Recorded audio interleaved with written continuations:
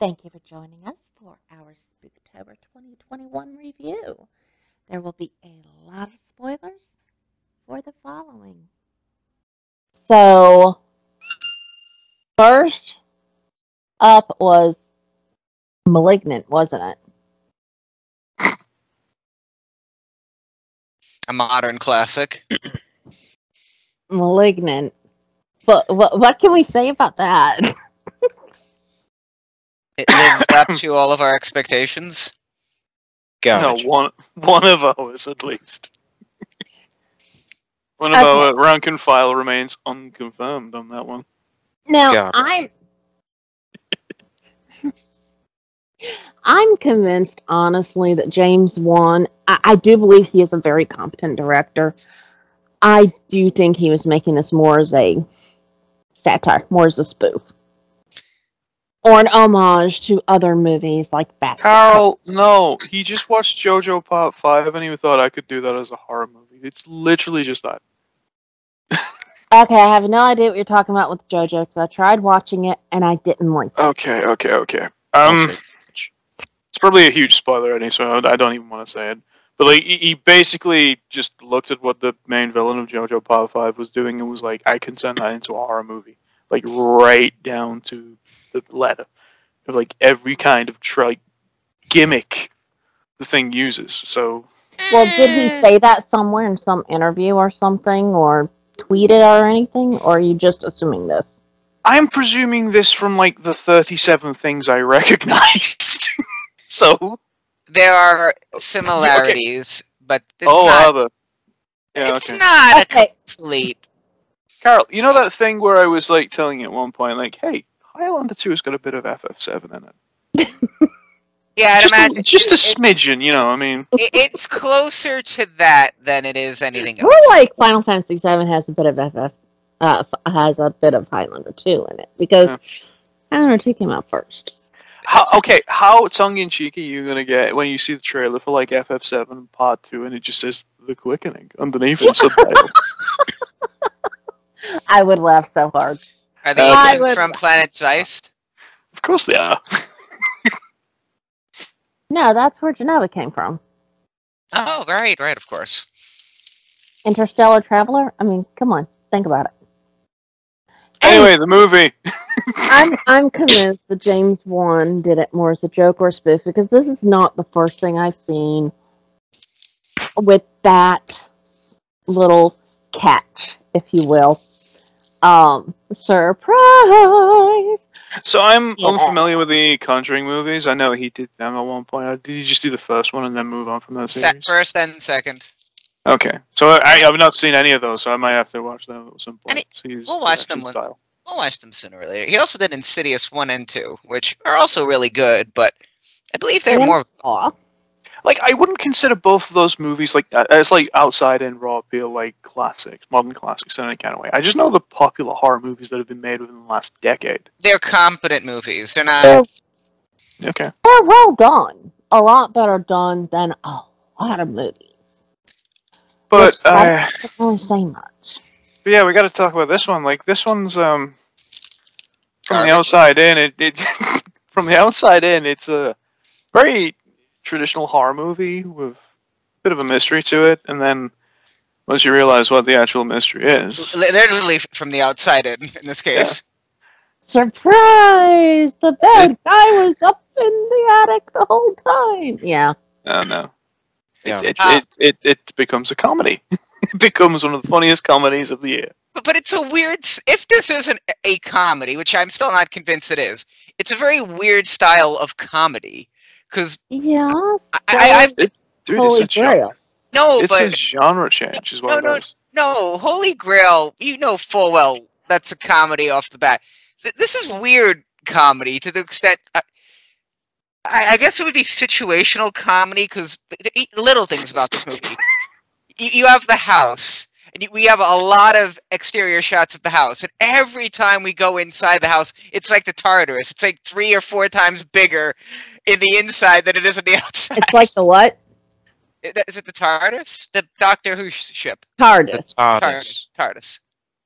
Tartarus is the area under the underworld where... Hey, what is TARDIS actually specified to? What's the reference to? Is it just a name in its own Time and right? relative dimensions in space. Alright, is this something you actually explain on Doctor Who? Because obviously... Yes. Okay, It is an anagram. Oh, It is okay.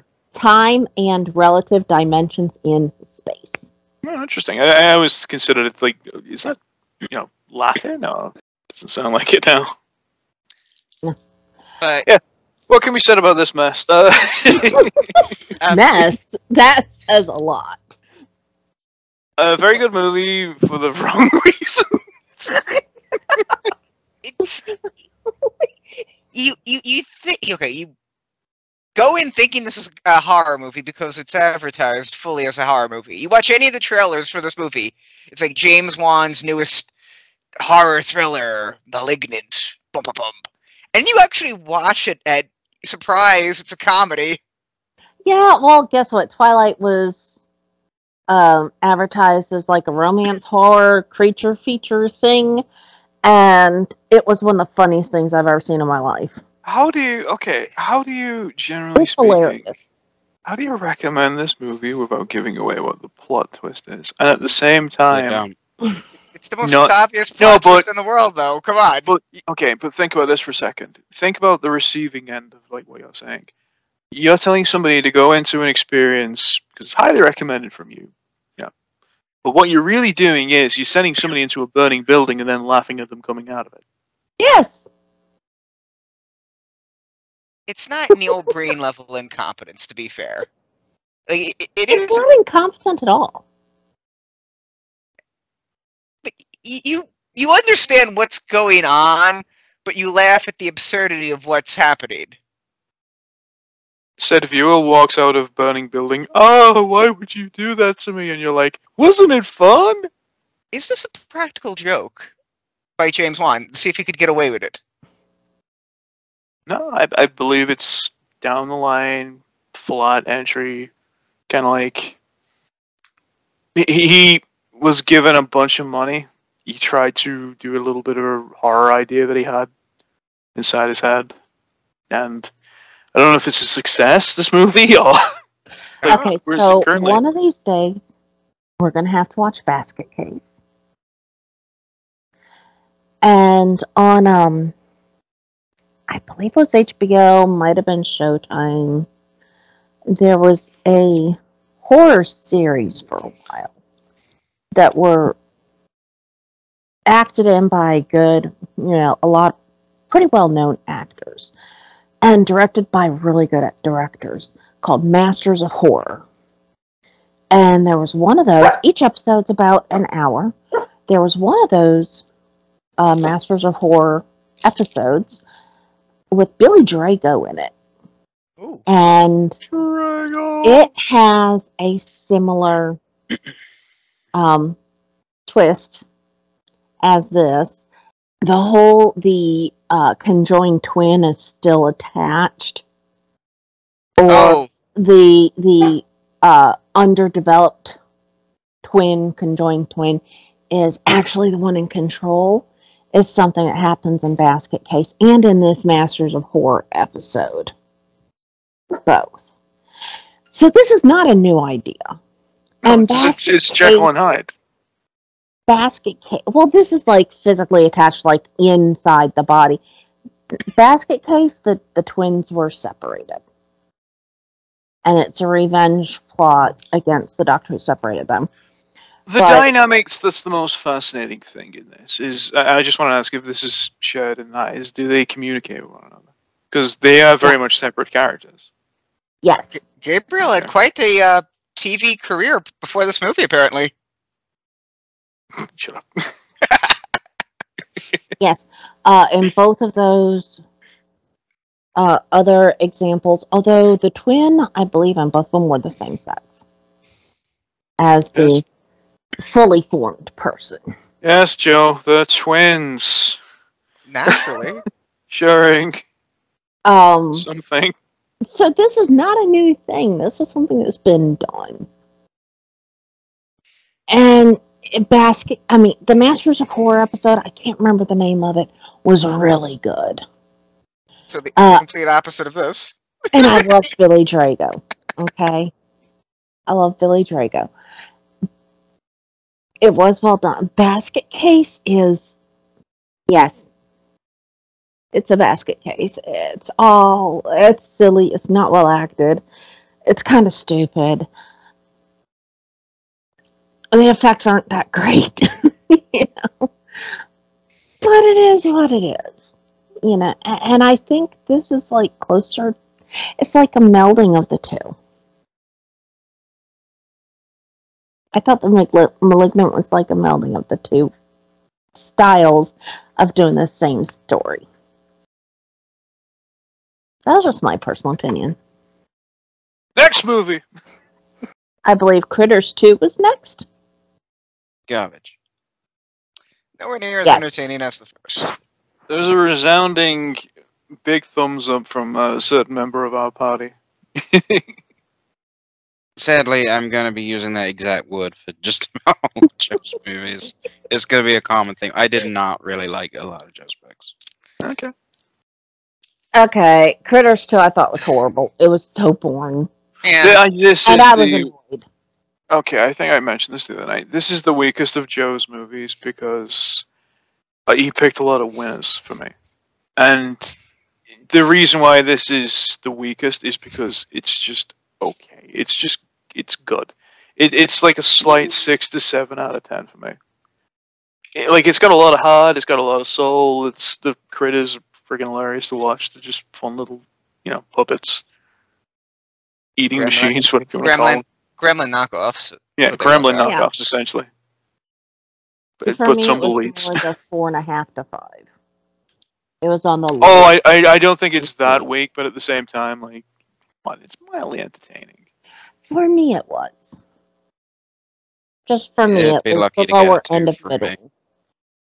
Nowhere near as good as the first, which is just so sad. There's really, I don't think much of anything. The best thing I can say from it is it has one of my favorite boob gags ever now. Okay. Yeah, that's the only thing that stood out to me is, well, aside from drinking, obviously. The bounty hunters were the best character, as always. They always are. In the first movie, it was the same thing. Yeah. Okay. Not even sure if this is even worth going into spoiler territory, because I think we're all... I mean, the three of us are it's middling. There's not really anything that stands out to talk about, is there?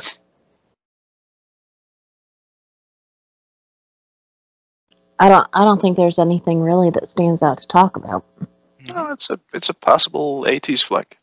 Yeah, it's a sequel to a movie that made money. Okay. I think Annihilation was next, was it? Yep. Woo! Can we talk for 20 minutes on Annihilation? This is a great movie. I hate this movie. Yeah, you love it, yeah. Garbage. You hate almost everything, so... It's been said this is probably one of the best examples of, an all-female cast doing a, Yeah. None of them are, hopelessly running for their lives with boobs hanging out and flopping all over the place, and, It's the exact opposite of what Marvel has done with female leads, which is... They are... I hate the reference to boys, because the boys mock the hell out of this trope, but Marvel keeps doing it, and it pisses me off. The whole girls get it done trope. And, that Black Widow movie is, the living example of it, though. There's nothing wrong with female empowerment whatsoever. In fact, if anything else, I push for it. But the issue is in the wrong hands, it's just done to cringeworthy levels, where it's just this is the agenda, and it's clearly being pushed. And it often comes off as pandering bullshit. Or woke bullshit.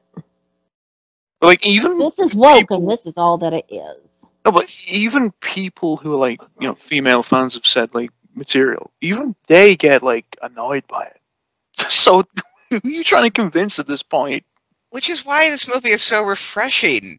It just tells a good story with a mostly female cast, and it's very, very good.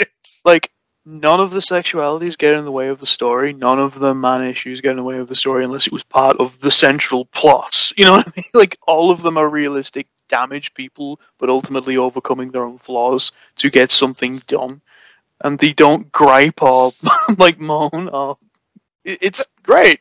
Well, there was one point towards the beginning when they're sitting around the table, in the mess hall, and it was brought up about how they're going into the distortion, the shimmer, and a comment was made something about it's all females, and someone said, "Well, they tried sending in a bunch of men, and that hasn't worked so far." It was Because all the guys got and that was the extent of explanation why it's all girls. You know, this is why we're all girls, because girls get. It wasn't about their genders, ever. Yeah, it was literally a case of guys tried to get it done, but they failed or went missing. No. So therefore, we are trying an all-female group. No. It was an experimentation on what the effect of the shimmer would have on an all-female team versus the all-male team. It's pure science, and it's great. Yeah. So far, everything has failed to work, but everything they tried all included males. Maybe there's something about the female anatomy that's different enough that it will have different effects. Weren't they basically the second group to go in there, though? Because this is where I have an issue. No, there were many. No, there's been because I thought I remembered it being a case of they were like essentially the second group. No, I'm pretty sure they said there had been several other groups that went in because the numbers were dwindling so much. And Oscar Isaac was like the only person, wink, wink, to return his character. Like, they've sent so many people in, and nobody's come out except for Oscar Isaac. Yeah, it was brought up they sent lots of people in. Well, if someone came out of it, why they decided to send a female group in seems a bit strange. Because he's dying. He's dying. Something's wrong. Something's bad wrong. And they've got to figure out what the hell's happening. I think realistically, if this situation were to actually happen, they wouldn't think, what if we send women in there? That just seems stupid to me. No, but they would want to get a team in there to find out what happened so they would have a way of dealing with the damage done to his body. Yeah, and like this thing is so alien, it could, affect genders differently. It could affect a million different types of people differently. Which you've literally seen the movie happen anyway. Yeah. I will say, like, out of all the casts, though, likely to send in canaries and other such crap before sending people in there. Who's to say they didn't? Like, this thing's been here for like over a year. Eventually, you're gonna have to start sending people in. And it's growing, so there's not much. Also, I would fully expect the government to just nuke the thing before sending people in there. What makes you think that would work? What makes you think they would care? True, the government is a bunch of morons. I mean, at the end of the movie, there was the phosphorus grenade. Yeah. Something did happen, so. That's extremely different to a nuke, but okay. No, but what I'm trying to get at is like, they did try something, even though it was desperate measures at the end. What's to say they haven't tried, though? I mean, this is like, over a year of... The point of, like, it's just a fascinating, slow-paced, but gripping movie with, like, many tense, scary scenes, and a lot of people kind of breaking down psychologically and struggling to deal with the thing that they got around us. And it's funny watching seemingly sane people realize the depth of the insanity that they're in, and then slowly come apart at the seams. Only held together by like a slither of hope. Like, hey, we should get to the shoreline. It's safer. I mean, this and a certain episode of Full Metal Alchemist really like go into detail with the horror of fusion, as far as I'm concerned. Fusion is a horrific thing, and there's not enough horror shows or movies that deal with it, I feel. So what you're saying is instead of a certain fusion that everybody's familiar with, It should have been a cry for help. So you want more remakes of The Fly? No, but The Fly is a good example of that too. I just, didn't think of that at the time. It's really the power of creativity gone wrong. Like, it's just pure creativity and emulation. That's just It really just comes off to me as, oh, evolution bad, evolution scary. Oh no. Yeah. And it's, you are scary. You're the summation of your genetics right now, so you are absolutely horrifying when you think about it. wow, rude. But that's the point of the movie. I mean, that freaking that premise alone just annoys me though. Why? It's a great way of Well, like for knowing start, how precious a your couple life of the is. most fearsome predators on this planet, sharks, alligators, crocodiles, whatever, are also the ones known as having the least amount of evolution so far. Yeah, It's because true. they're sophisticated and specified for the where they live, what they do for a living. They don't have to evolve any further than that. They've never evolved for ages because of that. It's not about evolution though. It's about fusion though. Like, It's creativity, really. you have all these type of things that should not be part of the same thing melding together, and it's horrific seeing the end result. Oh, So evolution you is see it as more of an improved Island of Dr. Moreau. I was going to mention the rat/bear, because that thing was, in my opinion, the weirdest element of the movie. No. See, if anything, that was the most normal part of the movie for me anyway. Because that much was very much similar to... I think I mentioned it while we were watching it as well. Very much akin to like the kind of Wendigo and like Skinwalker stories of like this creature throwing their voice and sounding human to draw out their prey.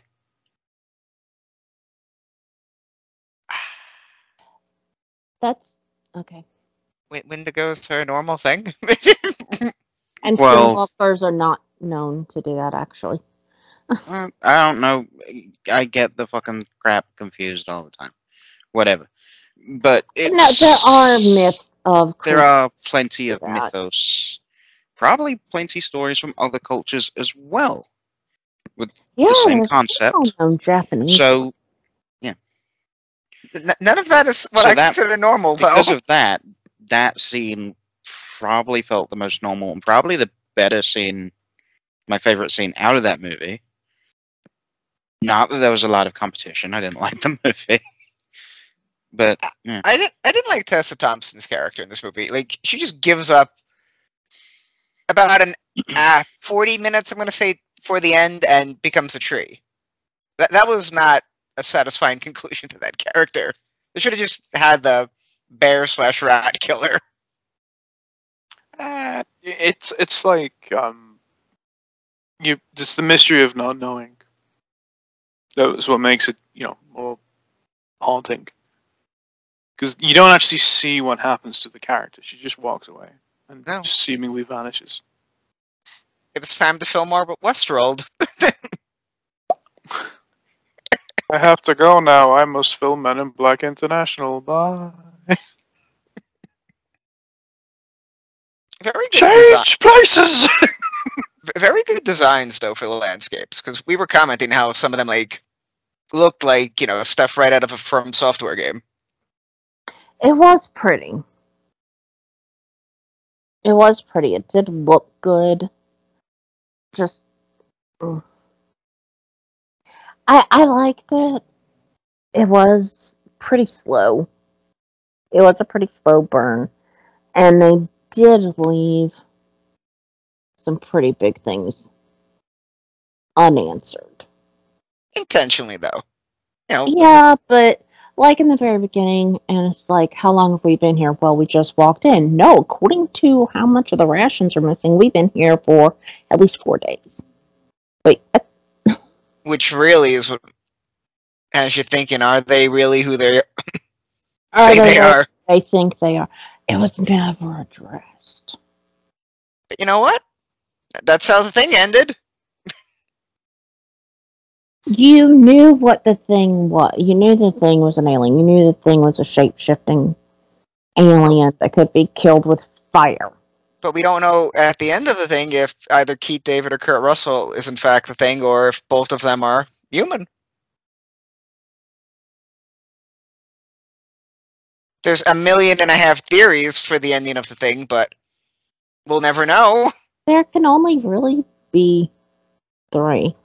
Well, 4 technically. The theories on alien. Carl Winters, was it?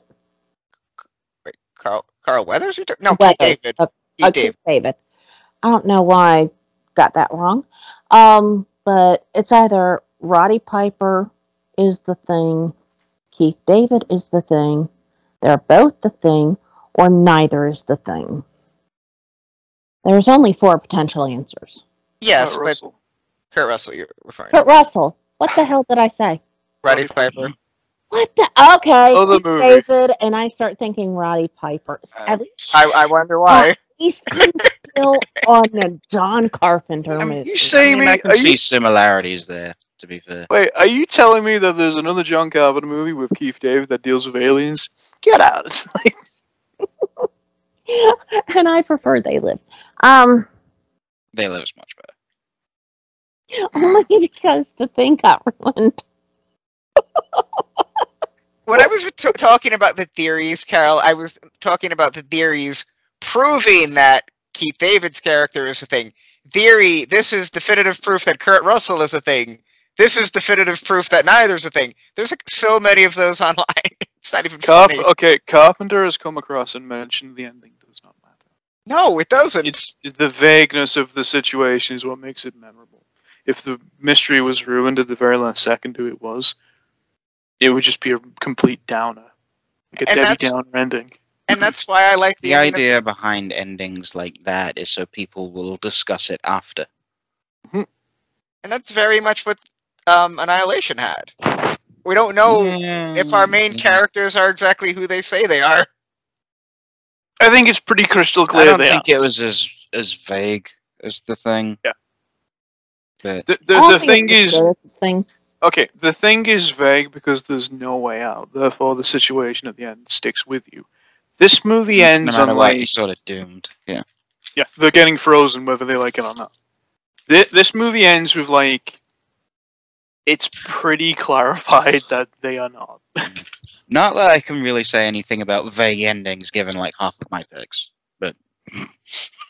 No, your endings don't aren't vague or anything. They're just bad. So... Yeah. Some of them are kind of vague. The platform. We'll talk that another night because that poor little girl.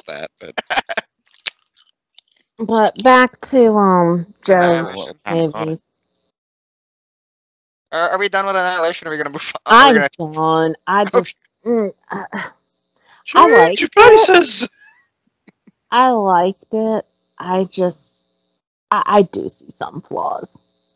Of course, you can say that about any movie, you know. I believe next was Gonjiam Haunted Asylum. Garbage. I like this movie. I don't think it's original in any kind of way. I just think it's really well directed. You can tell there's no budget. You can tell they spent most of the budget on like the locations. And filming in the dark somehow, without peeing their pants, I guess. Characters are just, there's no standout character or anything. It's just a bunch of victims. I suppose the standout character, if anything, would be the guy who's, framing the entire thing. It's just a very traditional found footage kind of atmospheric horror. That seems very intense and personal because it's in people's faces the majority of the time. Now, see, it wasn't really found footage because it was being streamed. For me, it comes off more like, so far as the style of movie, okay? I'm not talking about quality or plot or anything, but so far as style, it's more like Unfriended. Yeah. Because that was something that was actually happening in a Skype call between these among these friends, whereas Gonjiam was happening as it was being live streamed on YouTube, the same live streaming, live viewing type situation as Unfriended. All right.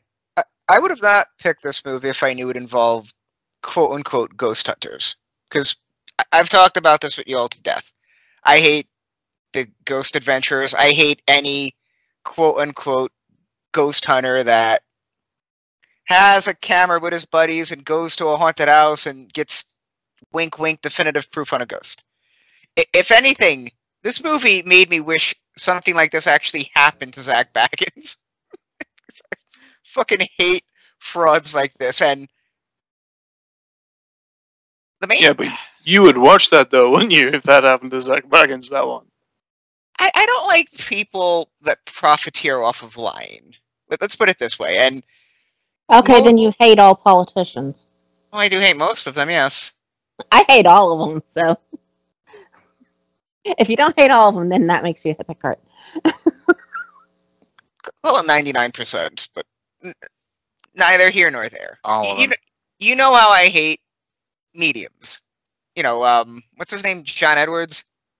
Oh, there's a lot of them out there, hon. He's one of the more popular ones. But yeah, he's one of them, but there's so many of them. So, like, I have a love-hate relationship with this movie, The Haunted Asylum. I kind of like the fact that it's frauds getting what they deserve, but it takes a long time for them to get that. Okay, I have to disagree in part with that thing about frauds getting what they deserve. Not all of them were frauds. No, Some of them were just there to explore the abandoned building. That was it. It had nothing to do with ghosts. The whole ghost thing was set up by only a few. You're right, it was. I think it was and mostly that was the boys. only for ratings. I think it was mostly the boys, right? Yeah, it was the boys and it was just for views. The girls were not ghost hunters or mediums or any of that nonsense. They were there for the ride. The one girl, Charlotte, she just likes to go to these creepy places. Had never had anything bad happen to her. She probably didn't even believe in it. I mean, hell, she did graffiti the wall. If you really believed that it would upset the spirits, you wouldn't do that shit. Probably not. Okay, so she... No, they were innocent. She really was basically an innocent victim. She was just there to explore the abandoned urban building. And it wasn't really found footage, but it was a live stream. Because when the streaming ends is when the movie ends. I really like that movie. And I also think that ghost hunters, they serve a purpose. They provide entertainment. I don't think that at least 90% of the people who watch that shit actually believe that they are really hunting ghosts. I hope so. But then again, I never underestimate human stupidity. Oh no, I don't underestimate the stupidity of people. It's just that I think, honestly, most of the people I've talked to who enjoy watching these things, it's just entertainment.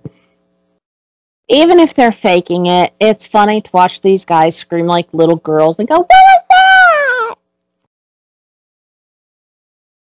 They still find it amusing. They know it's fake. But it's entertaining. Kind of like wrestling. I'm just gonna bring up wrestling. I've never cared for wrestling. I was never someone who watched wrestling. But a similar thing. It's totally fake. Everybody knows it's fake. If you don't know it's fake, you're a moron. But it's entertaining. What's the harm in that? Those ghost hunters are no more harmful than the professional wrestlers. I think wrestling makes it more clear that it's fake, though. And having just a tiny iota of common sense makes it clear the ghost hunters are fake. Yeah, well, I don't think enough people have that, to be fair. Karen, you like this movie? No, I hated it. Okay, did you hate it the whole time, or were you tolerating it until it went full on ghost infestation possession? I was uninterested from the beginning, and a lot of what I hate about it is the shaky cam bullshit. But I just wasn't a fan, like, in general. Okay. But we all know from the offset, I'm not a fucking fan of horror movies. Yes, and most of my movies actually were horror movies. Eh, Oh, I picked some actual horror. I don't know. Out of those movies, I'd say the two that you picked that were actually horror movies would be like Malignant and this Gone Jam thing. Annihilation's more sci-fi. Critters is a fucking joke. Near Dark feels more like a drama than anything else, and One Cut of the Dead's a comedy. Half of it is. No, it's not remotely horror. Yeah, it's kind of a comedy, that one. Oh, it's Yes. definitely comedy. Phil, what was your opinion on Gonjiam? I mentioned that earlier on. Guess I got talked over. Probably. Yeah, Joe. No, probably Carol. Probably.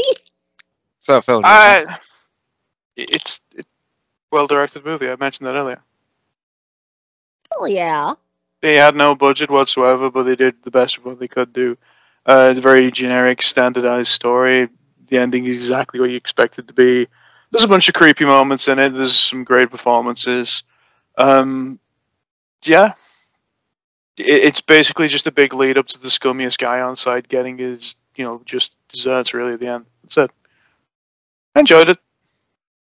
After Gonjiam, Haunted Asylum, which I think I'm the only one who loved. I liked it. I didn't love it, but I liked it, I've seen it before. I really, really like it.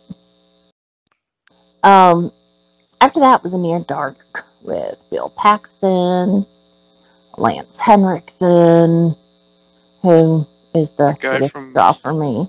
That guy from Heroes who could fly. He was the lead character. Vasquez from Aliens. Yeah! We kind of had... Wait. The lead character was the dude who played Nathan on Heroes? Yes, it was the guy. Oh, wow. Yeah, he was very young at the time. Recognize him. 1987, he was very young then. We had a little Aliens reunion. I guess we did. Yeah. Bishop, Hudson, and Vasky. Okay. Phil, you seem quite happy on that one, aren't you? Give us your... Yeah, I thought it was... Yeah, I liked it. It was good. It's a good movie. I think we discussed this on the night. Like, is it a Carpenter movie because of the soundtrack? No. Okay, it's not. It's like an unofficial... Does not make it... The soundtrack alone does not make a Carpenter movie. It's got a few creepy touches. It shows you, like, the extent that... It shows you, like, the extent vampires will go to for get a meal, to be safe, to huddle up together, to how they don't trust anybody that's not a vampire like themselves. For good reason. I mean, there are Van Helsings out there. Thing is, I've noticed with vampire movies over the years is, like, they don't care about the settings of these movies now, don't they? They'll do them anyway. Like, you could have a movie which is, like, about a lunar base or something on the moon, and one of the astronauts turns out to be a vampire, and it's just like, oh, is the movie good, though? Because, like, nobody will question the setting first. And this one was an 80s movie with a bunch of Midwestern vampires out in the country. Looked like Texas, didn't it, or something? I believe it was Oklahoma. Oh, okay. Yeah. Yeah. Closer over to the Panhandle. Like Joe, didn't you know you could just do like a bunch of Australian vampires these days? Nobody questions the setting or anything. Like it could be Jurassic Park, but so long as it's but is it good though? Well, We'll be fine with it. This was entertaining enough. Bill Paxton really hammed it up. Steals every single scene he's in. He's great. Lance Henriksen, always entertaining. Our You main wanted- character. You wanted him to say he was you badly. Yeah. You wanted him to say the line that a certain drunkard, The David Carradine guy. fan favorite of ours had said. Yes, So badly. yes. I did want to say. I knew it wouldn't happen. I knew lightning wouldn't strike twice in the same place. But I did. Or something very similar, because he does mention having fought in the Civil War. You know, maybe I was General Lee or something. But we didn't get it. So, I'm fine. It's a different tonal movie, but, you know. Our main villain gave his played college ball, speech. Like a certain senator. Our main character is the least interesting thing about that movie, I felt. He's kind of, I don't know. He's a decent. He's very swimming in sevens or sixes, sinking in six. Like he's straight laced. He's basic. You kind of feel sorry for him because he kind of gets duped by a beautiful young lady at the beginning, but then again he's such a kind of a opportunistic chancer at the start. You kind of don't feel sorry for him. I was so confused how he became a vampire. Like, she bites him on the neck a little bit at the start of the movie. And that's it. That's all it takes. That's all it takes. Like, no sharing of blood. No, almost. Well, apparently, if you don't kill them, they turn. Wait, If are you kill them, then they don't. According to that one. Are you saying getting bitten by a vampire turns you into a vampire? No, get out. That's never been mentioned. Just seems a little basic, is all. It's like there should be like 100 vampires if that's the case. If that's all it takes. They killed the other ones, didn't they? I mean, that's true. Yeah, they do murder the crap out of people. Died. If you don't die, you get turned. So a little bite, a tiny sip, that will turn another person into a vampire. Just the If tip. you kill. Just the tip. I couldn't resist. What I want to know is why aren't the gang in this movie more wanted? Because parts of this movie kind of reminded me of Grand Theft Auto. Like, these guys are causing too much of a disturbance, killing too many people. They became more and more wanted as the movie went on. Like, I'm shocked like the FBI or the Army wasn't called in to take them down.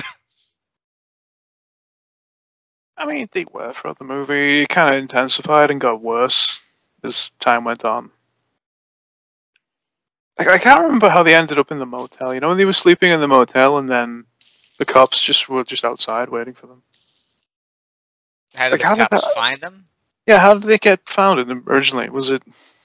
Did they let someone at the bar live? Yeah. Yes, you're right. Yeah, they let somebody live, and they let the guy run away bit them on the because ass. he couldn't kill. Now that's okay. Him being saved by the transfusion from his father, that worked for me. I was okay with that because, as I've stated before, vampire lore and the rules of vampirism change from movie to movie, book to book. There's no concrete set of rules for these things. It's always fluctuating according to who's doing it. So I'm fine with that changing up.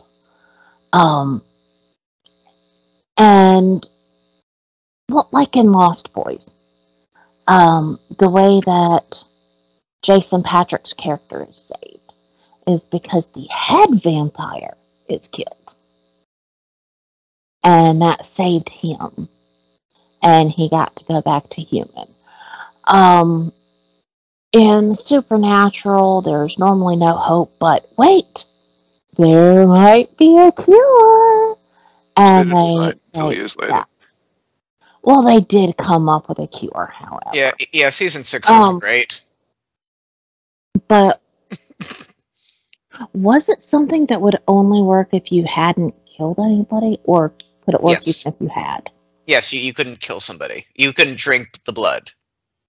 Yeah, I couldn't remember the exact details on that. In Sundown, Vampires in Retreat, wasn't it Sundown?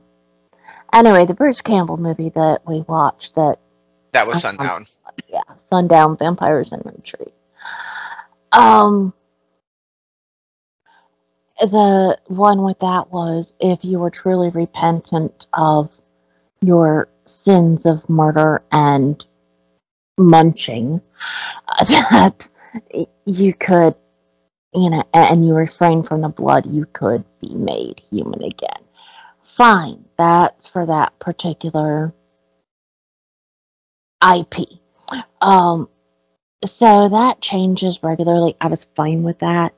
I could understand the boy being, who had not drank any blood, being saved and turned human again by his father's blood. But the girl who had, being saved like that just...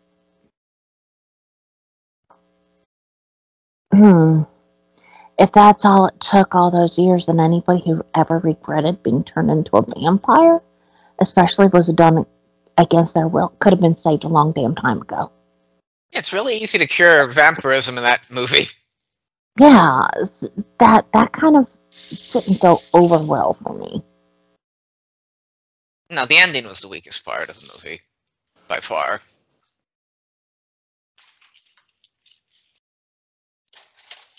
Overall, I had fun with it. It kind of feels weird, though. Both of the vampire movies we picked, because I don't think we picked any other. It's just me and Carol. Both of them had happy endings. Bless you. And, could just be the Anne Rice in me, because I freaking love her vampires. But... Okay, wait. You got that wrong. Alright, in most vampire movies, it is a happy ending because of the nature of, hey, we got our humanity back, or we survived, right? Wait, what we're describing here is a movie where all the bad guys get killed at the end of Near Dark, so who cares? They all get turned back to human. Like, yay, we get to, get a second life, right? At the end of Sundown, it's hopeful for our neutral antagonists. Like our, like it's a different kind of ending entirely. Like the good guys survive, but some of the vampires survive too, that they're on friendly terms with, including but the vampires are good people in that, or some of them are anyway. Well, but they're trying to stave off the inhibitions. You know what I mean? Yeah, they're trying to live humans peacefully. Their addictions. They're trying to control their blood addictions. And to not murder anymore. Yeah. I could get behind that. Murder bad, okay? I just didn't really care for the ending on... Honestly, I forgot what the ending to Near Dark is. I know it basically just concluded as soon as that car exploded, as far as I was concerned. That was you mean the truck? Was it a truck? Okay. And it was an awesome explosion. The boy's dad did a blood transfusion apparently on the girl, and she was cured of being a vampire too. And that just, because she had killed so much, that didn't sit right with me. I could understand it for the boy, but not for her. So what would you rate that one? Was that, Phil was just happy to see Bill Paxton acting like a psycho. Woo! He's fun. He's got a lot of energy. He puts a lot of commitment into his character. He was amazing. Well, he's always amazing, or was always amazing. Oh, I'm not complaining about your opinion at all. I'm just saying that, we know you were happy with it. Okay, and then the last movie that was Joe's pick was One Cut of the Dead. Oh, it was fun. I didn't like it at first. It kind of developed after a while. You saw different perspectives and things changed. Very multi-layered movie that obviously, you don't want to spoil the plot twist of the focus of everything on. Because like Joe mentioned at one point, the best way of consuming that media is walking into it not knowing. I enjoyed rewatching it because made me look at certain things the opening half hour in a different light. Because it starts off so weird. Honestly, I think it could have cut the first half hour entirely and been good. No, needed setup. You needed to see a different perspective every time. It would run the twist. Mm-hmm. I would have been a lot better with the first half hour if it weren't for the poor girl. Oh, you took Screaming. you took issue with the screaming for an indefinite amount of time. It felt like hours. I understand why. After watching it past that first half hour, getting towards the end of the actual movie, I understand why they had her doing that. It makes sense. It is funny in the perspective of watching them film. Everything about it was funny in the perspective of watching them film. And I think it would have still been funny if we hadn't had that first half hour.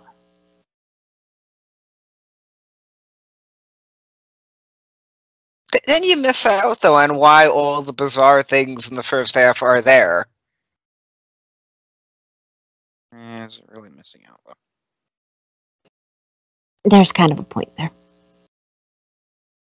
Well, yeah, because you miss out on the whole contrast. Like, case in point, the director.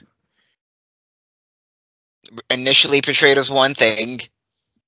When the, veil gets lifted, he's quite the opposite. And I don't know. You lose that contrast. You lose a lot of things. I really don't feel like it added that much to it.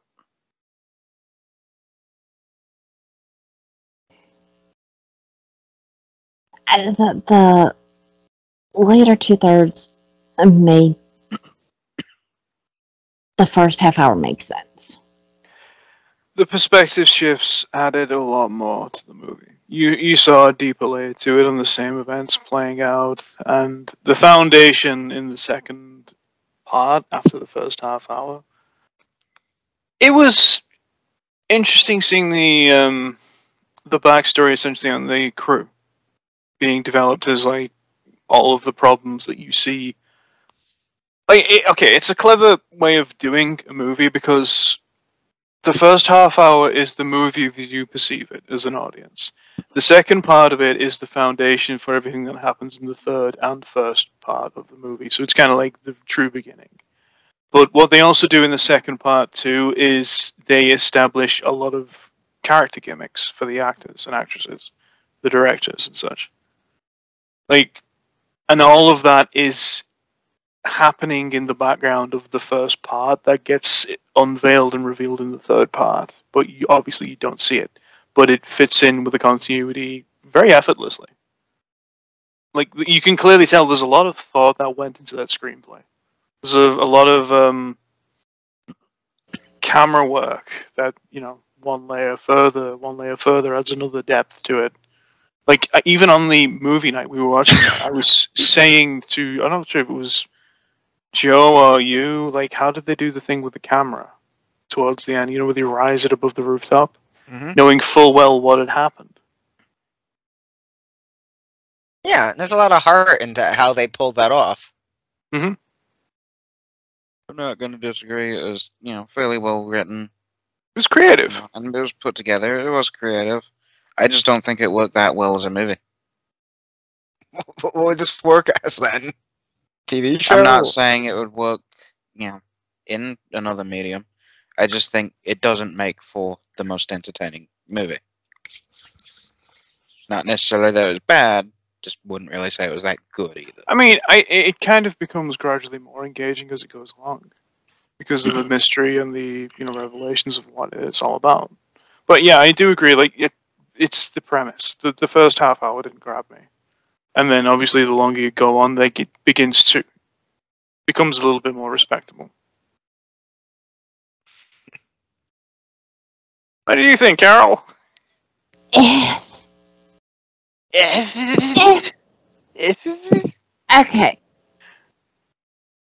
The idea is really fun. A lot of the scenes were really fun. Especially, like, our first zombie appearance when the guy goes outside to smoke, I believe it was, and the zombie pukes on him. Mm-hmm.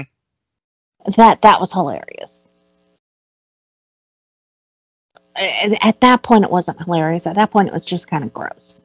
But when they showed later in the making of how the guy was just shit-faced drunk, couldn't even stand up, was being propped up by other team members, and vomited because he was so schnockered, because he was so wasted he couldn't.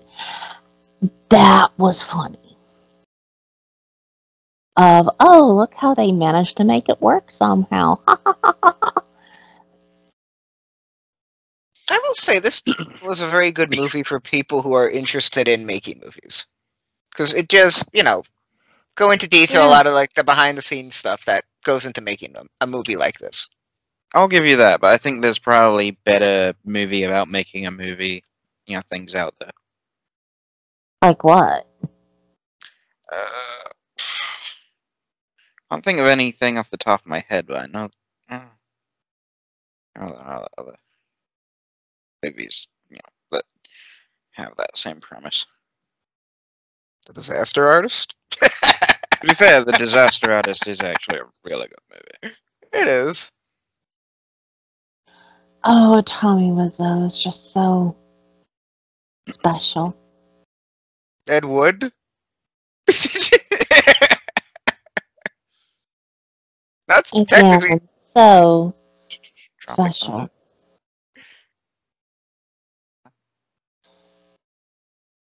I don't know.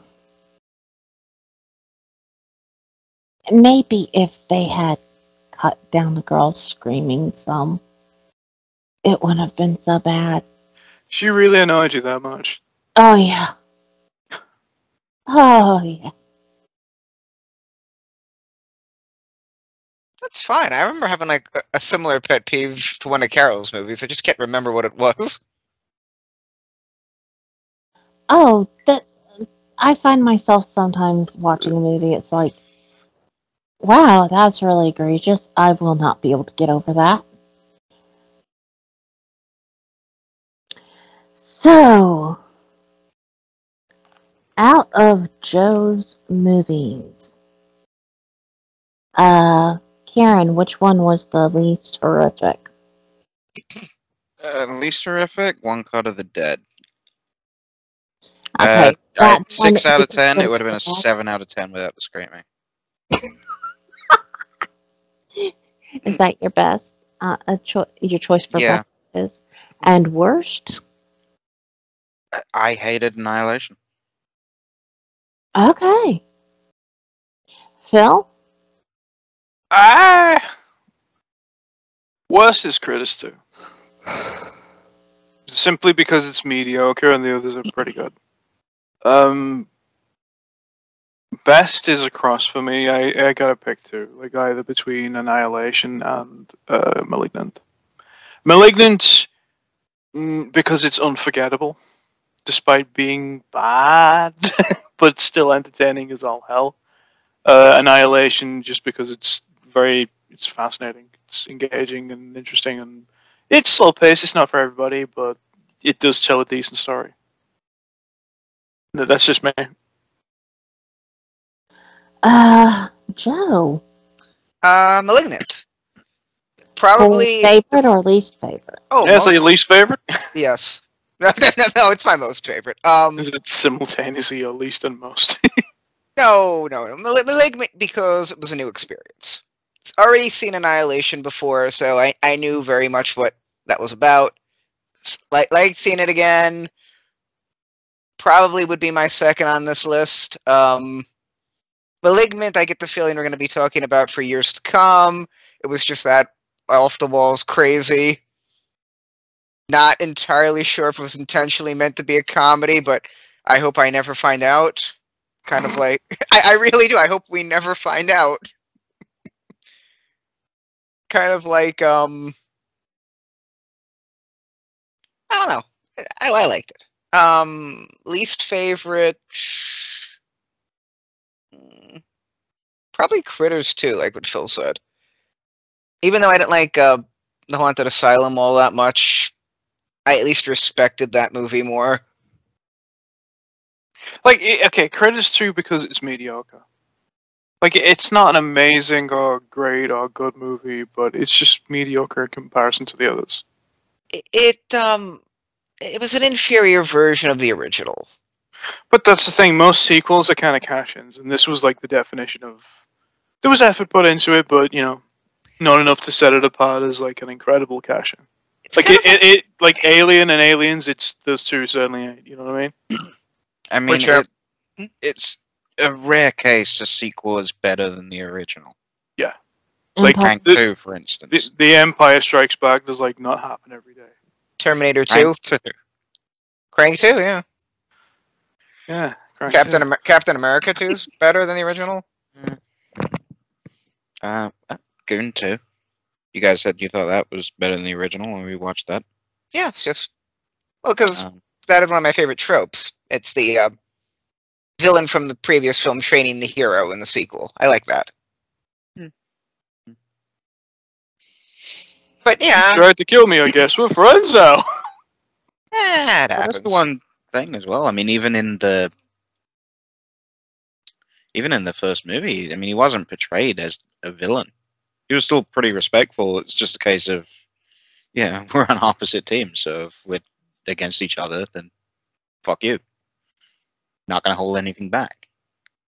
Wouldn't exactly call that a villain. Well, my favorite threatens the referee to not do his job. Oh, Carol, what was your favorite? My favorite was Gonjiam. I love that movie.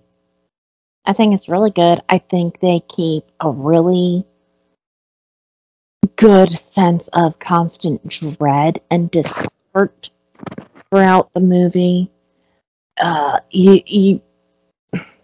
Since you know that it's at least on a Ghost Hunters YouTube channel, you expect there to be some fake scares in there, which is why I wasn't particularly prone to any of the jump scares in it. But when it comes down to it, it does bring out the creepy in full force, and it does it well, in my opinion. I like Gonjiam. I'd seen it before. I was happy to be watching it again. Least, I'm gonna say Critters 2.